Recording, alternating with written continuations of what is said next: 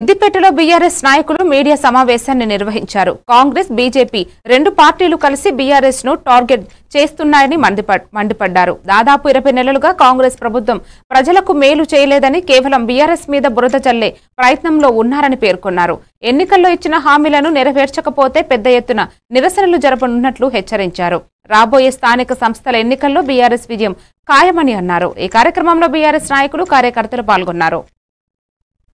నాయకత్వంలో హరీష్ రావు గారు health minister ఉన్నప్పుడు ఈ ప్రైవేట్ హాస్పిటల్ ధీటుగా గవర్నమెంట్ హాస్పిటల్ తీర్చిదిద్దితే తప్ప జనాలకు న్యాయం జరగదని కేసీఆర్ కిట్, న్యూట్రిషన్ కిట్ ప్రవేశపెట్టి ఇన్స్టిట్యూషన్ డెలివరీస్ అంటే గవర్నమెంట్ హాస్పిటల్ ప్రసవాలు కావాలని ఉద్దేశంతో చాలా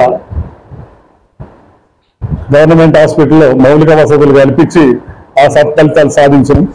కానీ ఈ ప్రభుత్వం వచ్చిన తర్వాత ఎమర్జెన్సీ మెడిసిన్స్ కూడా అందజేయలేని పరిస్థితి ఇలా గవర్నమెంట్ హాస్పిటల్లో నెలకొంది.